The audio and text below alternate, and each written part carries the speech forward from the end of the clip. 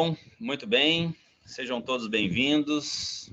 Para mim é um prazer estar aqui, podendo compartilhar um pouquinho da minha história, um pouquinho da minha trajetória de vida, né?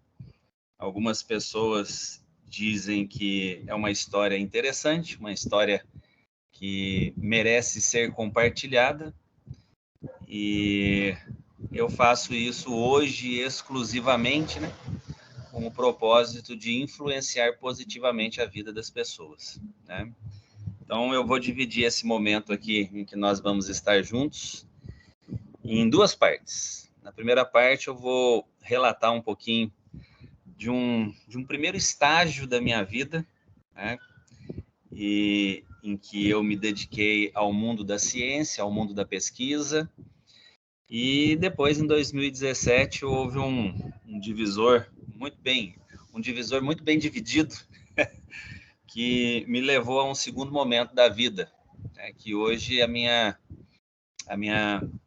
vida ela é 100% dedicada a projetos sociais e humanitários no estado mais pobre do Brasil, que é o Maranhão, né? Maranhão, para quem não conhece, 54% da população vive abaixo da linha da pobreza e 20% abaixo da extrema pobreza. Isso aqui é um caos que funciona aos trancos e barrancos, eu costumo dizer assim, né? E quando eu vim para cá em 2017, no finzinho, eu planejei tudo realmente para parar a minha carreira científica, acadêmica, profissional em 2017. E em 2017 eu tive a oportunidade de pisar aqui no Maranhão em abril deste ano, 2017, para fazer uma palestra na Universidade Federal. E quando eu conheci o Maranhão, eu fiquei realmente espantado de ver a pobreza disso daqui. E olha que eu vi pouca coisa, né? E em 2017 mesmo, depois eu relato mais em detalhes um pouco mais para frente, foi quando eu arrumei minhas trouxas e vim embora para cá. Vamos lá, a primeira parte da história, né? Em 1999, eu juntei as minhas trouxas em Itajubá, sul de Minas Gerais, e fui embora para Campinas fazer faculdade. Eu entrei um pouco tarde na universidade, não gostava de estudar, não tinha muita afinidade com os estudos, e um belo dia, um sogro, né, me chamou de vagabundo, porque eu não tinha passado no vestibular. E aquilo foi um despertar. No ano seguinte, que ele me deu esse grande presente, né? Essa única palavra que mudou a trajetória da minha vida por completo. No ano seguinte, eu estudei igual um doido.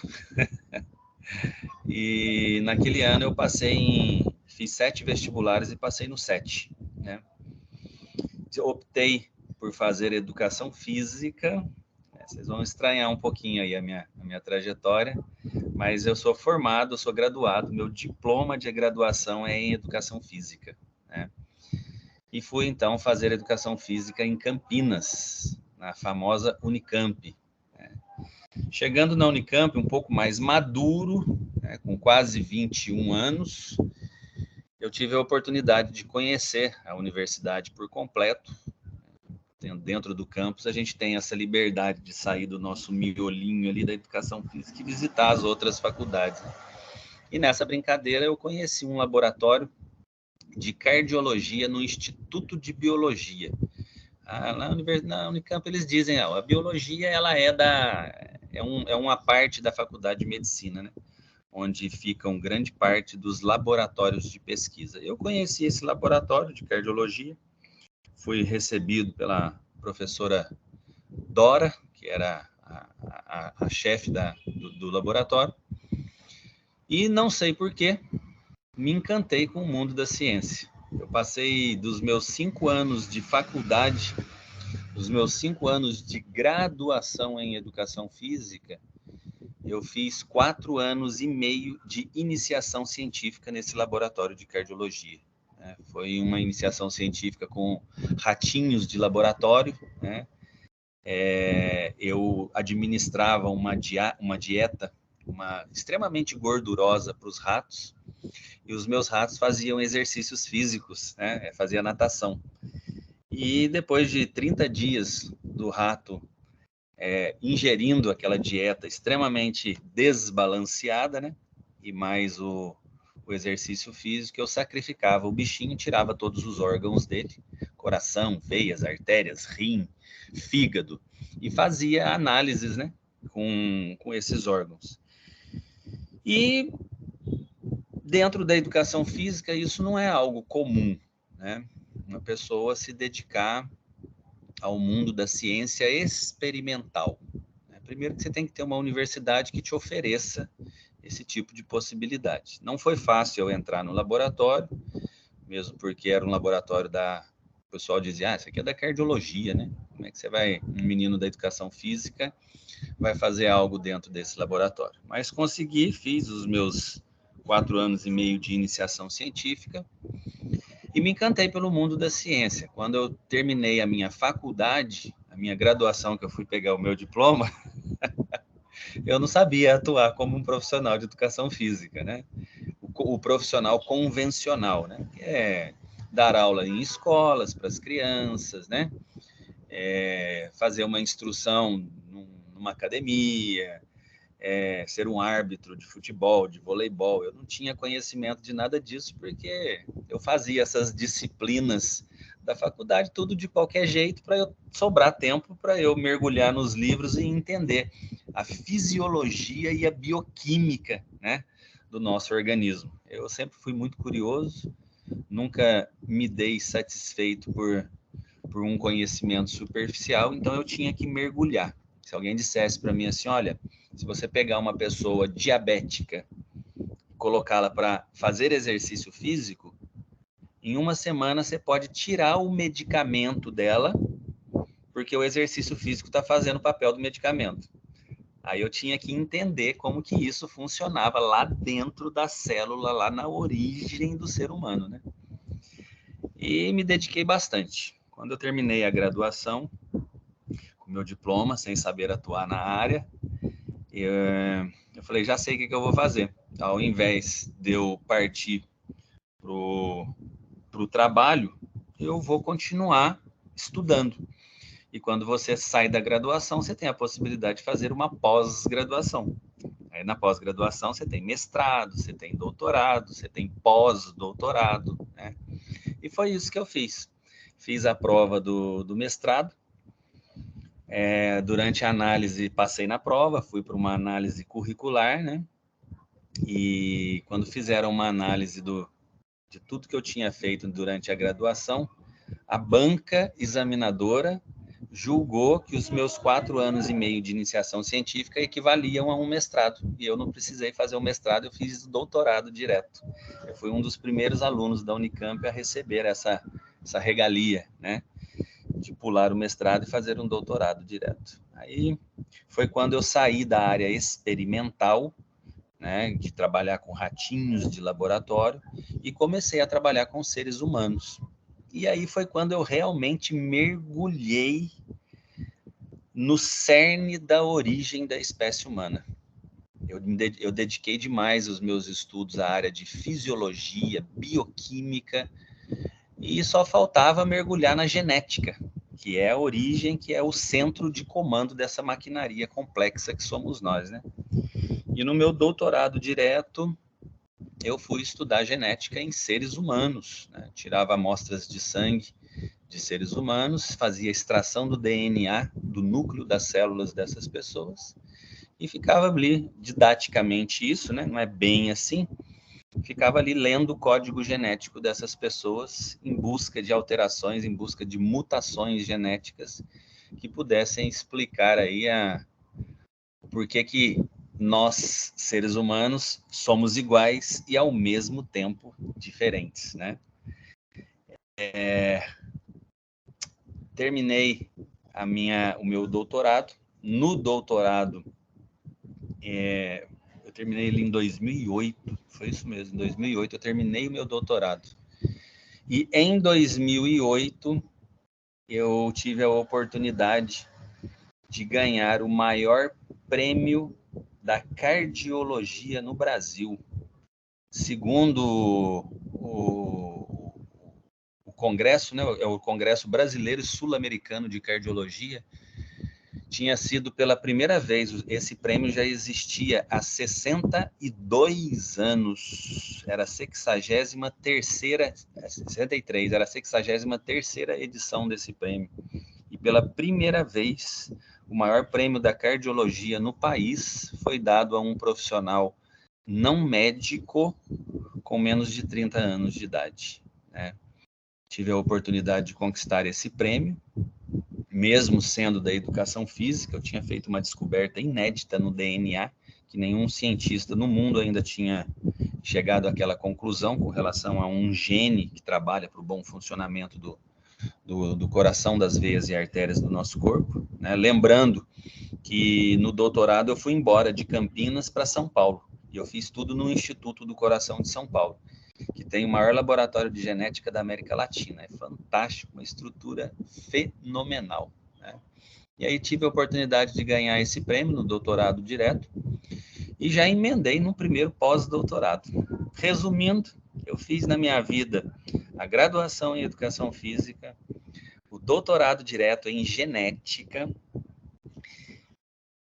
o primeiro pós-doutorado em Genética e Cardiologia, o segundo pós-doutorado em Genética e Medicina do Esporte e o terceiro pós-doutorado em Análise Genômica de Larga Escala, que é uma tecnologia que usa um chip para ler o código genético humano por completo, né?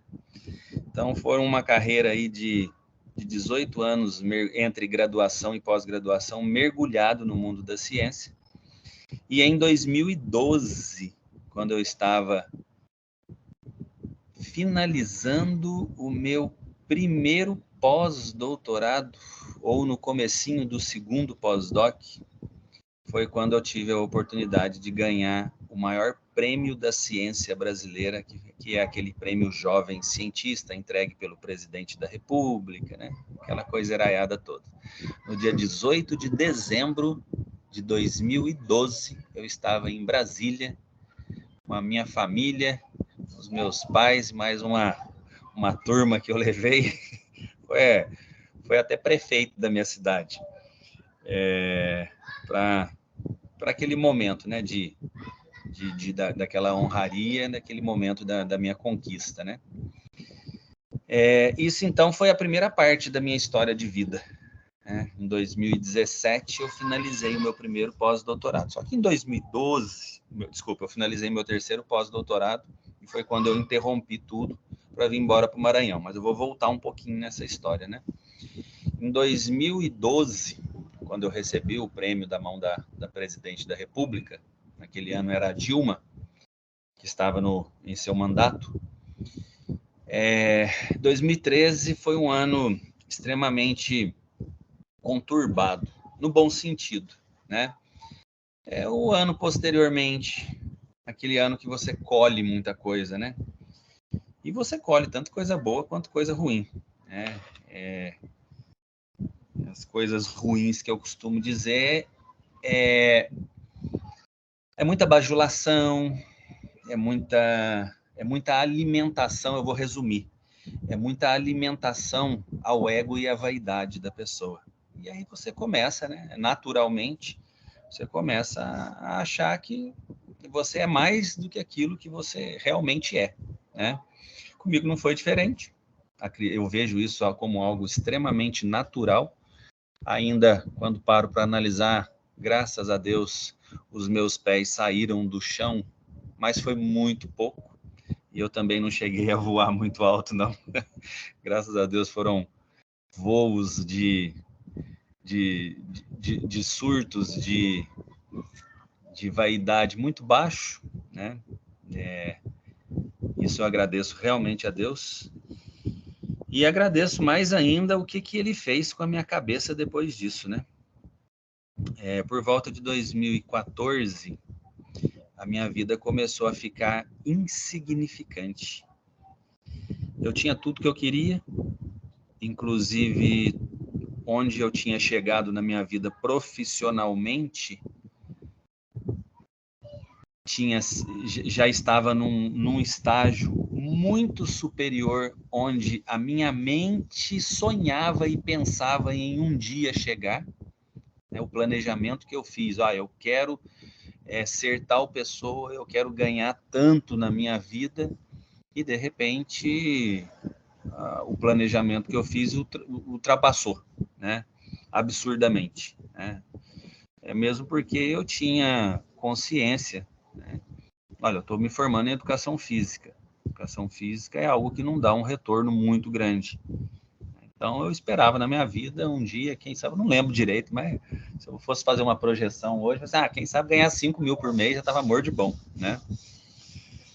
E ultrapassou muito tudo, né? Todos os sonhos, todos os títulos, todos os bens materiais. Isso também é uma coisa que eu agradeço muito a Deus. Eu nunca fui muito vidrado, sabe, em luxo, em carro importado, essas coisas. Não. Isso aí me ajudou muito a também tomar esse novo rumo na minha vida, né? Então, 2014 começou a dar uns piripaque na minha cabeça, eu trato dessa forma, né? E eu falei assim, cara, daqui a pouquinho eu vou fazer termino o meu terceiro pós-doutorado, vou começar o quarto pós-doutorado, de repente eu descubro mais uma coisa inédita no mundo da genética, vou ganhar mais um prêmio, e para que eu vou fazer com isso tudo? Cada vez mais, quem sabe eu vou ganhar mais dinheiro, né? Para quê? Onde eu quero chegar com tudo isso? E aí começou a dar umas interferências, uns conflitos na minha mente. E eu lembro um dia que eu sentei na frente do computador, eu olhei todos os planejamentos que eu tinha no mundo da ciência, sempre fui muito organizado, muito chato, metódico para as coisas, né? Eu olhei e falei assim, cara, em 2017 eu termino o meu último recurso recebido, né, de um órgão de fomento à pesquisa.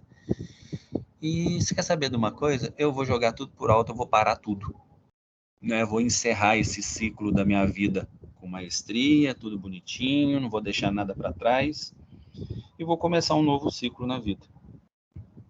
Eu não lembro se eu tinha clareza de compreensão de qual era o novo ciclo que eu ia dar início na minha vida. Mas quando eu pensei isso, eu não lembro, né? Quando a minha cabeça começou a processar essas informações. Mas, resumindo, um pouco mais adiante, aí sim eu me recordo que eu comecei a pensar, já sei o que eu vou fazer.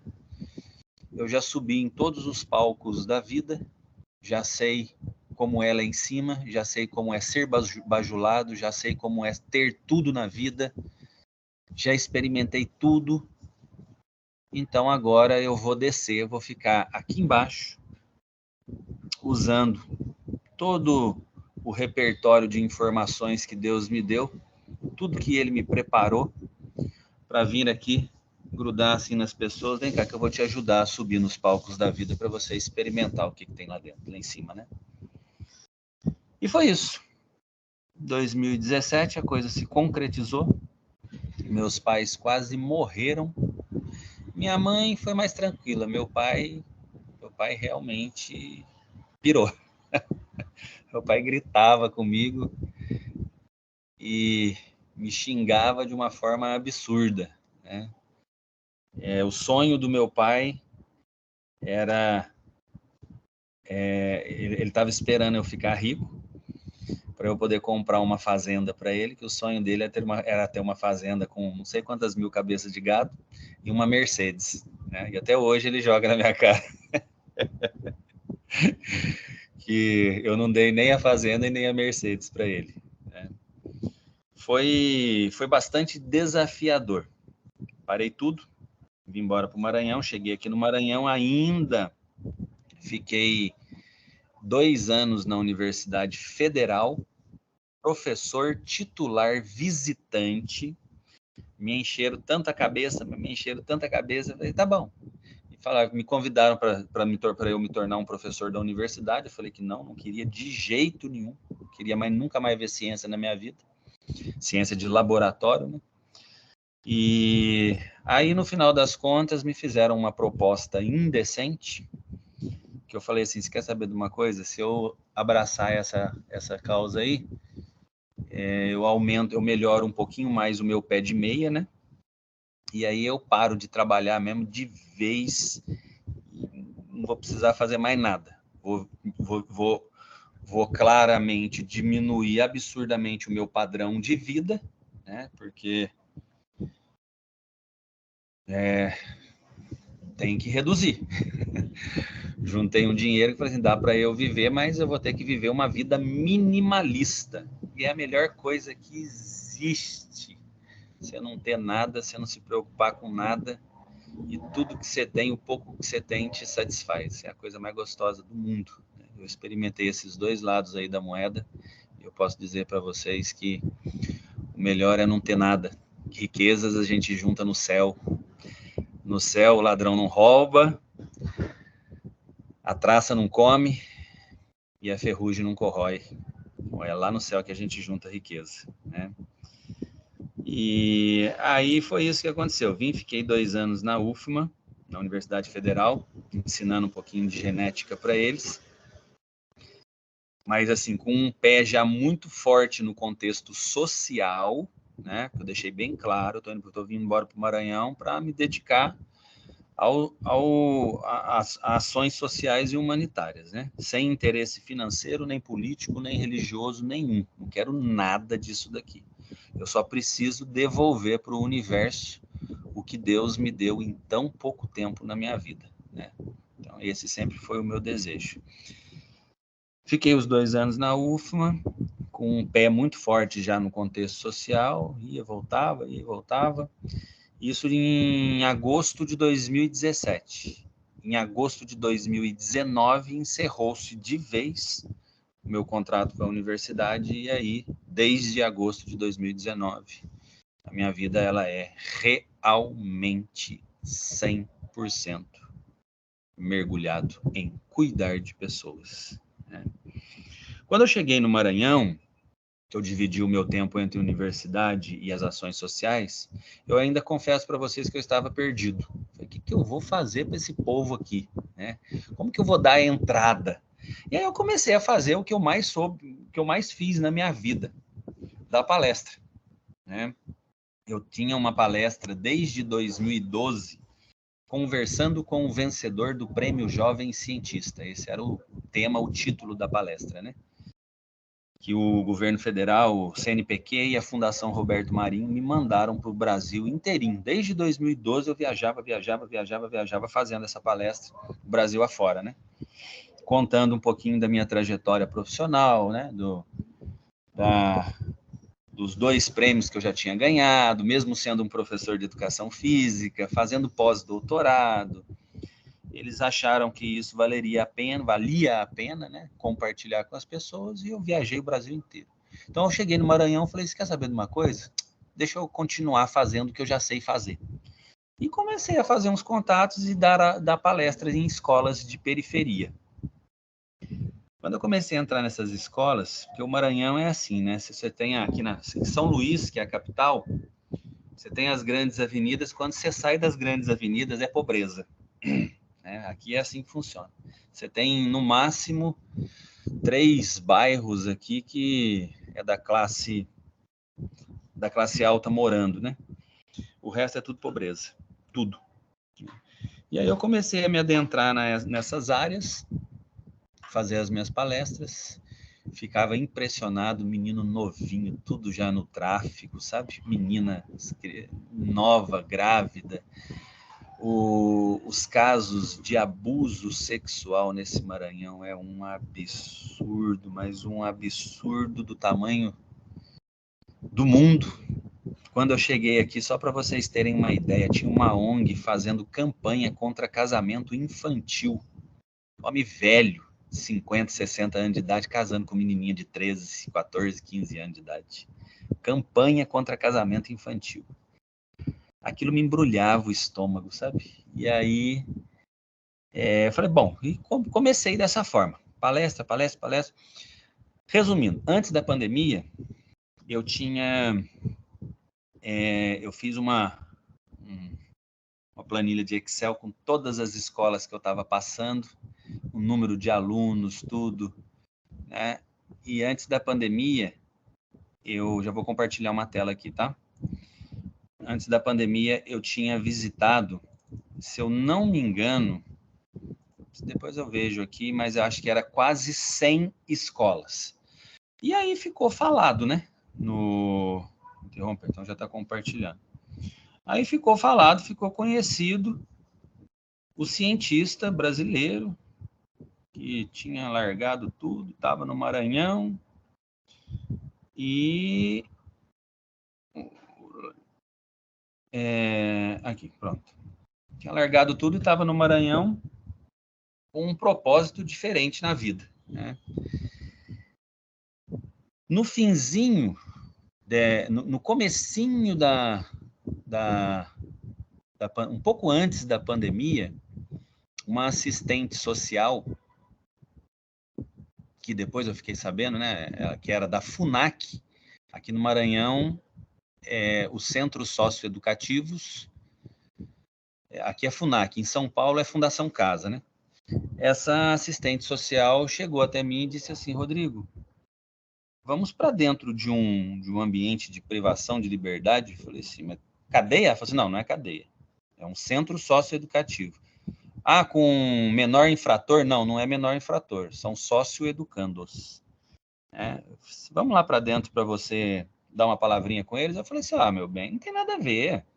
O meu propósito é incentivar pessoas, porém, com a finalidade acadêmica, né? A minha história é uma história legal para as pessoas ouvirem, mas aquelas pessoas que querem estudar, que entendem o valor do estudo. Ela falou assim, de jeito nenhum. Você está totalmente enganado. Eu assisti uma palestra sua na escola tal, você não imagina como que você mexe com a cabeça desses adolescentes. Resumindo, dia 14 de março de 2019, eu pisei pela primeira vez, depois de já ter pisado em várias escolas pelo interior do Maranhão, pelo interior não, pela capital maranhense, né? As escolas de periferia.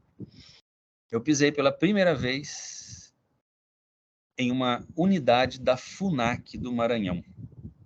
A unidade São Cristóvão, era uma unidade novinha, fazia 1 mês e meio que tinha inaugurado, e me trancaram numa sala com 17 socioeducandos faccionados. Aqui tem 10. Esses aí que vocês estão vendo, foi o primeiro dia, com 7 meninos do Comando Vermelho, faccionados, e a facção era CV, Comando Vermelho. Né? Quando eu entrei, eu não ouvi o diretor falando, depois vieram comentar comigo, né? O diretor falou assim, esse rapaz não vai segurar nem 10 minutos esses moleques sentados. Né? Meia hora de palestra, todo mundo quietinho. Eu não chamo palestra, eu chamo de bate-papo. 1 hora de bate-papo, os meninos tudo quieto. Tocou o sinal da merenda. Eu lembro que é uma campainha barulhenta, automática. Aí um deles pegou, virou e falou assim, doutor, nós não quer merendar não. Continua o papo aí que tá bom. 1 hora e meia, 1 hora e 50 minutos de bate-papo. Quando eu terminei a minha fala, eles me bombardearam com perguntas durante 1 hora. Eles queriam saber detalhes da minha vida. Detalhes. E eu fui falando, fui compartilhando tudo com eles. No final, todos vieram me cumprimentar. Nesse dia, eu tinha conseguido autorização para ir com câmera profissional, né? Eu tenho um hobby que é fotografia. Na época foi uma pessoa comigo e ela acabou tirando as fotos, essas fotos que vocês estão vendo. E no final todos eles vieram me cumprimentar e esse menino aí, ó, me abraçou, chorava de soluçar e me disse assim, olhou para cima e disse assim, se eu tivesse ouvido o senhor falar há 2 anos atrás, eu não estava aqui dentro hoje. Meu amigo, fisgou, mas fisgou na alma. Eu saí daí esse dia totalmente embaralhado, conturbado, com a cabeça bagunçada, um pouco de preconceito, um pouco de resistência, eu dentro de cadeia, que não sei o quê, não podia nem falar que era cadeia, né? Centro socioeducativo. Foi uma bagunça na minha cabeça, uma bagunça boa, né? E nessa brincadeira, 15 dias depois, eu voltei nesta mesma unidade aí da FUNAC para fazer o bate-papo com a outra facção. No Maranhão existe uma facção local, né, que é chamada de B40, Bonde dos 40. E aí eu voltei 15 dias depois para bater um papo com os B40. E quando eu cheguei, tinha uma equipe de televisão dentro da sala para filmar e gravar tudo. E quando eu saí do bate-papo com eles, no mesmo teor, depois de pergunta, tudo, eu fui direto para uma entrevista ao vivo numa televisão local aqui também. Aí o negócio começou a borbulhar. Isso foi em março de 2019, hein? 14 de março, a primeira. Nessa brincadeira, março, abril, maio, junho, julho, agosto, eu fazendo as palestras nas escolas e voltando para as outras unidades da FUNAC. Chegou em agosto de 2019, a notícia do cientista que estava rodando os centros socioeducativos do Maranhão chegou aos ouvidos do secretário de Administração Penitenciária, o Murilo Andrade. E aí o Murilo me convidou para fazer a palestra de abertura da 20ª semana do encarcerado. Então, em agosto daquele mesmo ano, aí sim, aí eu saí dos centros sócios educativos e fui literalmente para dentro da cadeia, né? E aí a minha vida começou a virar uma loucura. Aí eu comecei a realmente compreender o que Papai do Céu queria de mim e onde que ele queria que eu passasse o resto da minha vida, né? Vamos lá. Esse aqui é o... Deixa eu ver se eu vou pegar aqui, ó. Então, em agosto de 2019, olha isso. Ah, tá pequenininho aqui. 20ª semana do encarcerado. Tá vendo um folder aí de divulgação ali embaixo, olha lá. Dia 19, dia 20, dia 22, dia 22. Eu visitei todas essas unidades aí durante essa semana do encarcerado, né? Nessa brincadeira, aí chegou lá aos ouvidos do Murilo Andrade que tinha sido um sucesso a atuação do cientista dentro da cadeia durante a semana do encarcerado. E eu fui para um bate-papo com ele, eu não o conhecia ainda. Aí no bate-papo, ele perguntou: o que você está fazendo? Que tá um bafafá aí, os presos estão dizendo aí que o cientista tem o poder de comer a mente deles, a linguagem que eles usaram, né? E estavam todos os diretores de todas as outras unidades estão querendo, sei lá, para você bater um papo com os presidiários deles também, né? Aí eu falei: eu não vou te falar o que eu faço, não. Se você quiser saber, vai em uma palestra minha para você conhecer. Eu falei desse jeito para ele. Aí, e falei: olha, ele falou: você quer continuar? Eu falei: continuo, mas eu tenho algumas exigências. Ele falou assim: quais? Eu falei assim: a primeira é o seguinte, eu quero que você me dê suporte para rodar as 45 unidades prisionais do Maranhão por completo. Ele falou assim: mas para que isso? Eu falei assim: olha, não tenta entender que você não vai entender. Eu tenho umas loucuras na minha cabeça que eu preciso pôr em prática. É um laboratório, né? Tudo que eu faço eu faço um piloto antes, eu penso, repenso, coloco no papel, eu replico o que eu vivi no mundo da ciência da genética na ciência da vida hoje, né? Aí ele falou: tá bom, eu te dou esse suporte para você rodar as 45 unidades. Por isso que o projeto se chama Expedição 45 Conhecimento Liberta, né? E eu falei assim, e tem mais uma coisa.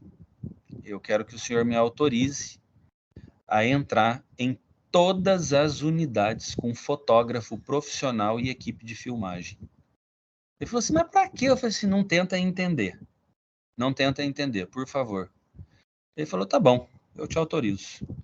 E aí hoje, a Expedição 45 é um projeto extremamente bem estruturado, conhecido, com suporte da Secretaria de Administração Penitenciária do Maranhão, né? Eu tenho todo o suporte de Ministério Público, Defensoria Pública, Tribunal de Justiça, Unidade de Monitoramento Carcerário, que é do TJ. Todos conhecem o meu trabalho e todos apoiam o trabalho que é feito, né? Então, isso facilita muito todos os trâmites. Então, aí vamos passar algumas fotos aqui para vocês verem. Em presídios do... Na capital maranhense existem 16 unidades. O restante, tudo espalhado pelo interior do estado, né? Isso daí, por exemplo, essa daqui é na região Tocantina, sul do Maranhão. Se eu não me engano, a Sailândia. Se não for a Sailândia, Davinópolis. Essa daqui, por exemplo, é aqui na capital, dentro do complexo penitenciário de Pedrinhas, que ficou famosíssimo, né? Em 2016, acho que foi isso, 2016, 15, 16 ou 14, não sei, que rolou cabeça, né? Teve corte de cabeça. É uma coisa de louco. Era um caos o sistema prisional do Maranhão. Até o Murilo Andrade ter vindo para cá e colocado isso daqui em ordem, né? Isso daí, inclusive, essa palestra aí, foi depois da pandemia, quando reabriram as portas do presídio, Isso é o feminino. Essa mulher é uma mulher famosíssima aqui na capital, pela história de vida dela. Esse aqui é um presídio, aqui na capital também, é do Anil, só com jovens com menos de 20 anos de idade. E só de B40, só de bonde dos 40. Mas lotado desses meninos. Isso daí são os chefões do crime organizado, que ficam, inclusive, separados, né? Então tem de tudo. Isso aqui é no interior do Maranhão também. Esse daqui interior do Maranhão. Esse daqui aqui na capital, dentro do complexo penitenciário. Não, esse aqui é a regional. Fica fora do complexo penitenciário. E aí eu vou rodando. Isso aqui é uma unidade da APAC, né? Feminino. O PR1. Isso aqui, se eu não me engano, é PCC. PCC é esse daqui, né? E é isso. E hoje, então, o projeto Expedição 45 é um projeto muito bem estruturado, é o carro-chefe do Instituto Gonçalves Dias, né? Que existe há pouco tempo. Agora eu vou começar a falar um pouquinho do Instituto. Aqui, todos os órgãos públicos, né, que apoiam o projeto, alguns folders de divulgação das coisas, um boletim de circulação nacional, falando um pouquinho sobre o Rodrigo, o idealizador, contando um pouquinho da história, quando ele ganhou o prêmio. Aqui é uma reflexão que eu fiz. Depois eu vou disponibilizar isso daqui para vocês, se vocês quiserem dar uma olhada com mais detalhes nesse portfólio da Expedição 45, sintam-se à vontade. E aqui são alguns filhos da Expedição 45, presidiários que estiveram no meu bate-papo. Esse daqui, por exemplo, é um menino que ia lá, em dezembro de 2019. Em dezembro de 2019, um empresário amigo meu saiu do Rio de Janeiro e veio aqui só para ir para dentro da cadeia, no dia 16 de dezembro, ver o que eu estava fazendo. Ele não acreditava, ele queria ver de perto. Ele pegou um avião e veio aqui só para isso. E nesse dia, eu agendei uma palestra dentro do complexo penitenciário na UPR-2. O UPR-2 é uma unidade neutra, não faccionada, em que tem muitos evangélicos, é uma unidade mais tranquila, né? E aí eu falei, já que eu estou levando um empresário, deixa eu ir para uma mais tranquilinha, para minimizar um pouquinho, quem sabe, uma possibilidade de alguma coisa, né? Mas não acontece, não. Eles têm um respeito muito grande por quem dedica a vida e o tempo a eles, né? Então, ali é bem tranquilo para a Expedição 45 adentrar e fazer lá o papel que ela tem que fazer, né?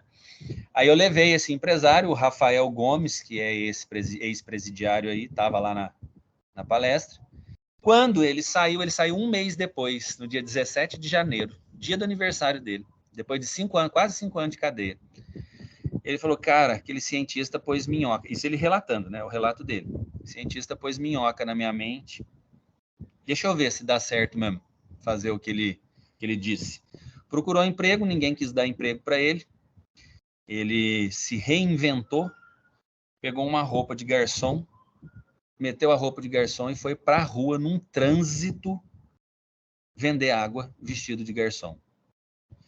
Eu não fiquei sabendo disso. Quando ele começou a ficar famoso, uma televisão passou, entrevistou ele. Ele começou a ficar famoso, começou a tirar 3 mil reais por mês vendendo água no trânsito. Aqui eles dizem assim, com 2 horas de relógio, né, trabalhando 2 horas de relógio debaixo do sol, ele veio atrás de mim. Pegou, entrou no Facebook, me mandou uma mensagem dizendo que era um presidiário, que tinha passado pela minha abordagem dentro do presídio, que ele precisava encontrar comigo para me contar uma coisa aqui fora. E aí ele deu ali uma palhinha o que era, e eu fui de surpresa nesse dia aí da foto, né? Juntei a equipe toda e fui encontrar com ele no sinal de trânsito onde ele estava trabalhando lá vendendo água. Chegamos de surpresa, tudo. Do lado direito, a boca toda arrebentada no dia que ele apanhou e foi preso. E do lado esquerdo ele dando entrevista para a Rede Globo depois que se tornou um filho do projeto Expedição 45. Um caso de ressocialização bem sucedido, né?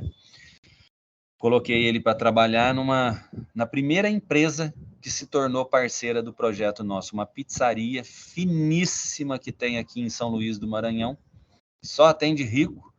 O dono, eu costumo dizer assim, ô Felipe, você é macho de verdade, né? Eu falo para ele, o dono, que hoje eu não digo nem que é meu amigo, ele é meu irmão, esse cara, né? Falo para ele, você é macho de verdade, viu? De pegar e ter coragem de pegar um ex-presidiário e colocar na linha de frente da sua empresa, servindo as pessoas. O Felipe é um cara fantástico, um irmão, tudo. Sou apaixonado nesse cara por o que ele faz e pela coragem dele, né, em contribuir realmente com o processo de ressocialização. E hoje o Rafael Gomes volta comigo para dentro da cadeia. Né? O Rafael, hoje eu só dou o início da palestra e deixo que ele come a mente dos ex-amigos dele melhor do que eu. Né? 5 anos de cadeia, você imagina só o repertório de informações que existe na mente do menino desse. É um menino inteligente, um menino que fala bem para arrebentar. Se usasse para o mal, né, os trejeitos dele, no sentido positivo, né, trejeitos no sentido positivo, seria eu falo para ele, né, você seria um bom bandido novamente, né? Mas mudou totalmente, graças a Deus. Hoje ele é o videomaker do Instituto Gonçalves Dias. Pessoal, entrem no Instagram do Instituto Gonçalves Dias, IGD Maranhão, que vocês vão ver o trabalho que esse menino vem fazendo. Inclusive, hoje uma empresa parceira nossa aqui se apaixonou nos vídeos que ele faz, contratou o menino para fazer o vídeo institucional de 33 anos da empresa maranhense aqui, e hoje, nesse momento, ele está em São Paulo, viajou de avião, você vê a emoção desse menino, a alegria dele, vendo que ele está sendo valorizado, né, que o trabalho dele está sendo reconhecido, está aí em São Paulo hoje, viu? Gravando nas filiais da empresa, né? Isso daí, para mim, é o topo, né? Se o propósito da minha vida era pegar pessoas e fazer essas pessoas subirem nos palcos da vida para experimentar o sucesso, experimentar o reconhecimento, tá aí, ó. Eu já chorei para arrebentar de ver onde esse menino chegou. E ainda tem muito ainda para caminhar, viu? Mas levo ele debaixo do meu olhar, a rédea curta. Pra você ter uma ideia, aqui eu moro dentro da favela, ele mora do meu lado, né, junto com a esposa e o filhinho que acabou de nascer. Não que ele precise ser monitorado para voltar, com aquele receio de voltar para o crime, não é nada disso. Mas é um menino que não teve educação.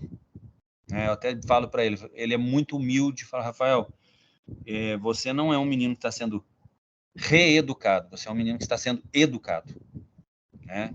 Desde pequeno, envolvido com crime, então você está sendo educado.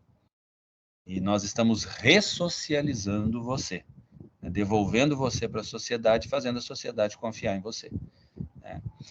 Aí depois dele veio Wesley, foi um traficante dentro dessa favela que eu moro hoje. Eu vim para dentro dessa favela aqui por causa desse menino aí, que também queria me reencontrar.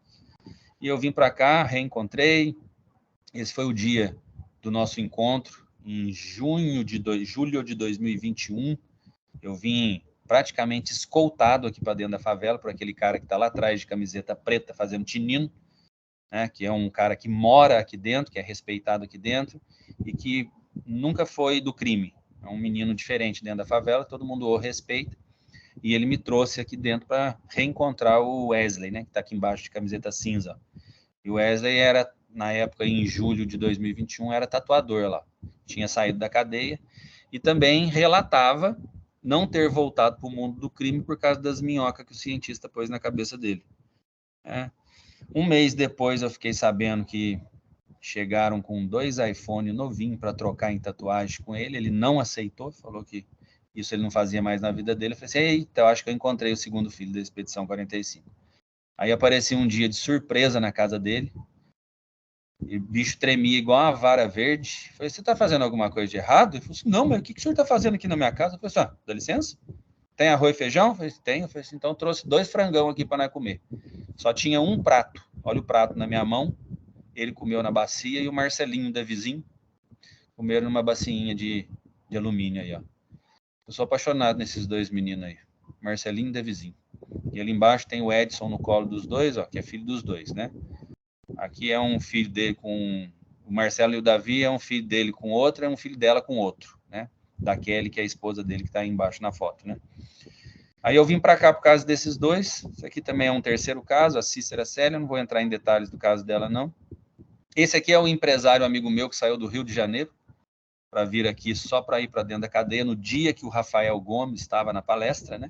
André Aguiar, esse cara é fantástico, esse cara é um dos mantenedores do Instituto Gonçalves Dias aqui, né, que está fundado, daqui a pouco eu vou falar um pouquinho sobre o IGD, tá?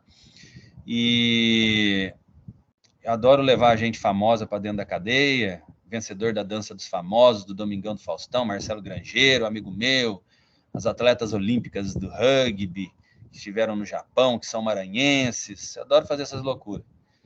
Miss Maranhão, vão tudo para dentro de cadeia, valorizar a vida dessas pessoas, né? E aí, nessa brincadeira, eu comprei, aqui dentro da favela, a maior área de desvario, onde todas as coisas aconteciam, sexo, drogas e rock and roll. Tá vendo ali pichado ali, ó, debaixo da famosíssima Toca do Liso, dentro da favela da Ilhinha, ali, ó, B40, bonde dos 40. Então é uma favela dominada, né, pelo bonde. E aí eu cheguei aqui, quando eu cheguei foi algo que eu comecei a frequentar por causa do Wesley, o tatuador, né, que ele é conhecido como Coiote, no mundo do crime, o nome de guerra dele é Coiote. Eu não chamo ninguém pelo nome de guerra, né, é Wesley. Aí quando eu entrei, foi um pouco conturbada a minha entrada na favela. Eu tinha apelido de o Brancão, Loirão, Alemão e Gringo. O povo me chamava desse jeito. Uma baita de uma desconfiança, que eu era polícia federal. E aí, nessa brincadeira, foram entrando nas redes sociais, o povo falava, é nada, entra aí no YouTube pra você ver quem que é esse rapaz aí. Aí começaram a me ver como cientista, recebendo prêmio de presidente, daí começou a amenizar um pouco a coisa. Resumindo, comprei esse espaço aí, a Toca do Liso, para construir o Instituto Gonçalves Dias, né? Esse prédio foi comprado em novembro de 2021. Em dezembro ele já estava no chão. Isso aí não existe mais, isso é um terreno aí hoje, né?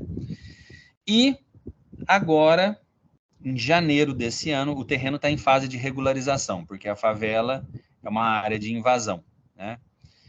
E aí eu falei, deixa eu fazer tudo certinho, deixa eu construir o Instituto Gonçalves Dias num terreno regularizado, né? A documentação tá rodando, roda e roda e roda, e vai e volta, que vocês nem imaginam a burocracia, a enrolação e a desorganização que é esse Maranhão. Aí, em janeiro desse ano, eu comprei a segunda maior área de desvario dentro da favela. É na mesma rua, o Jamaica Bar. Isso aí já não existe mais. Eram 2 kitnets em cima, 3 pontos comerciais embaixo e mais 3 kitnets ali no fundo, naquele pedacinho, tudo arrebentado. Graças a Deus, esse prédio do Jamaica Bar ainda existe. Inclusive, eu estou aqui dentro dele falando com vocês. Aqui é o depósito, vocês estão vendo aí atrás tudo as coisas, né, guardadas da construção. E ali no fundo, naquele quadradinho laranja lá, a área já demolida, com construção em fase de acabamento, ali já está quase pronto já a primeira parte do Instituto. Ali no fundo vai ser a oficina de criatividade em marcenaria e serralheria das crianças. Estou montando uma oficina linda, maravilhosa, para a gente tirar essas crianças da rua e trabalhar o lado metódico, o lado planejado, o lado detalhista das coisas. Eu sou apaixonado, sabe, nessas coisas, madeira, restauração de coisas antigas. E eu que vou ser o professor da criançada. Vamos lá. E aí, olha aqui, ó. Ali, você já dá até para ver uma foto. Essa terceira foto já é a parte construída, tá vendo? Ficou bem bonito. Essa semana, se Deus quiser, já vem colocar os vidros, né? E vai se tornar isso daí, ó. Vê que bonito? Ó. A ideia inicial era restaurar o prédio onde está escrito Jamaica Bar, sabe? Fazer uma restauração estilo casarão de centro histórico aqui em São Luís, mas tá muito ruim. A estrutura tá muito ruim, não tem como restaurar. Então vai ser um prédio também de 2 andares inteiro de vidro, e embaixo funcionando a escolinha das crianças, né? E em cima um ateliê de cartonagem para as mães que são ex-presidiárias, que já tem mãe aqui trabalhando. Esse ateliê de cartonagem em cima já está estruturado aqui, do lado da sala aqui onde eu estou, no outro... Lembra que eu falei que tinha 2 kitnets em cima, né, do Jamaica Bar? Então, do lado de lá já tem um ateliê de cartonagem, com as mães trabalhando, a gente descobrindo, na verdade, né, pessoas com habilidades, e de forma provisória foi montado lá.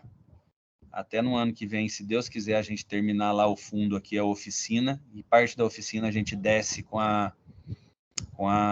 esse ateliê de cartonagem para poder quebrar a frente e levantar esse prédio da frente. Tudo isso, se os planos do homem corresponderem aos planos de Deus, né? Esse é o plano que a gente fez, né? E é isso daí, ó. Vai ficar bem bonito. Uma parcela disso daí é a minha briga diária, correndo atrás de empresário, entrando, brigando, eu quero desconto, que não sei o quê, e eu rasgo mesmo, né? Pra você ter uma ideia, os vidros dessa parte do fundo aí, que está quase pronta, esses vidros todos, essas portas aí, ó, nós praticamente ganhamos da Marvite, que é uma fabricante de vidros aqui do Maranhão. O seu José Luizito, o proprietário, um homem fantástico, quando viu o projeto, que eu fui numa reunião com ele realmente entendeu o propósito do que a gente faz e ele praticamente deu esses vidros para a gente. Eu paguei uma merreca nisso daí, né? Só para vocês terem uma ideia, o orçamento mais barato para pôr vidro era R$60 mil, que é um absurdo o preço das coisas aqui no Maranhão, né? E é isso. Aí vocês devem estar aí todos curiosos perguntando, mas que crianças são essas, né? Quais crianças são essas? São os meus filhos, que essas vindas para dentro da favela me fizeram ter acesso aí aos filhos dos presidiários, né? Essas crianças todas aí, ó. Então foi criado o projeto Madrinha Social, foi criado também, isso no início desse ano, tá bom? No início desse ano. Apareceram alguns amigos meus, empresários, gente que... As poucas pessoas que estavam olhando com bons olhos, né? Eu ter largado tudo na minha vida para morar dentro de uma favela, no meio do crime, indo para dentro, vivendo dentro de cadeia, ninguém aceitou isso. Os poucos que aceitaram compraram a ideia junto comigo, começaram a comprar a ideia. Teve uma amiga minha que falou assim: manda um menino desse que eu vou criar ele e vou dar tudo que ele precisa. Eu falei assim: de jeito nenhum. Isso no ano passado. Em São Paulo, eu fui para São Paulo resolver umas coisas e encontrei com essa amiga minha. Contei para ela que eu tinha adotado uma menininha, essa que está bem atrás de mim com a mão no meu ombro, ó, com um sorriso, Iana.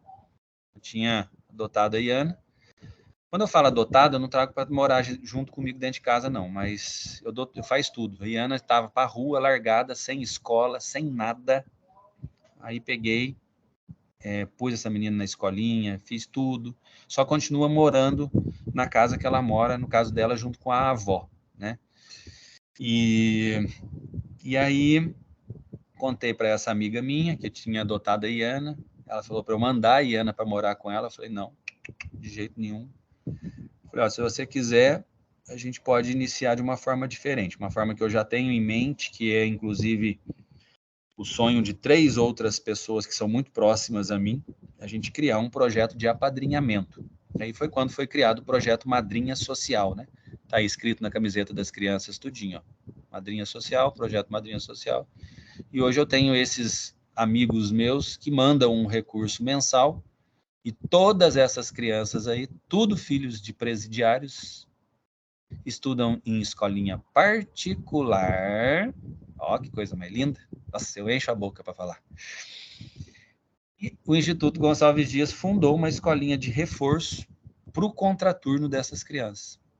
Então, nesse momento, agora, elas estão aqui do lado do prédio Jamaica Bar, tem uma pizzaria em que o dono emprestou a pizzaria, a escolinha funciona lá dentro. Elas estão lá, junto com a tia Cassie, uma professora pedagoga contratada pelo Instituto, para cuidar dos nossos 12 filhos, das nossas 12 crianças. Ou seja, é um projeto minucioso, em que a gente olha para os filhos. Primeiro, a gente olha para os pais, começou olhando para os pais dentro da cadeia, os pais e as mães, né? Quer dizer, quem da família está preso. Depois nós saímos e começamos a ter contato aqui fora com essas crianças. Aí o Instituto Gonçalves Dias estendeu, né, o braço de atuação. Era só a Expedição 45, passou a ser a Expedição 45 mais o projeto Madrinha Social. E agora está saindo do forno, desde há 3 meses atrás, o projeto Afazeres, que a gente ainda não divulgou ele ainda de forma expressiva, que é para atender as mães das crianças no ateliê aqui do lado, né? Então, é um laboratório. Eu costumo fazer tudo de forma muito minuciosa. O que as pessoas mais me perguntam é o seguinte: nossa, mas são só 12? Eu falei assim, olha, se der bobeira eu ainda baixo para 5. Mas você vai ficar atendendo essas 12 crianças, mas por quanto tempo? Quando que você vai ter 50, 100? Eu falei assim, olha, quem sabe daqui uns 15, 20 anos, quando eu conseguir penetrar na vida e na mente dessas pessoas todas e entender em detalhes o que se passa. Não adianta pensar no quantitativo se o qualitativo está de qualquer jeito, né? Então, eu costumo dizer que Deus me preparou dentro de um laboratório de pesquisa, na minúcia da minúcia da minúcia da minúcia da coisa. E hoje, tudo que eu fazia no mundo da ciência, eu replico de forma similar no mundo da ciência de laboratório, hoje eu replico no mundo da ciência da vida.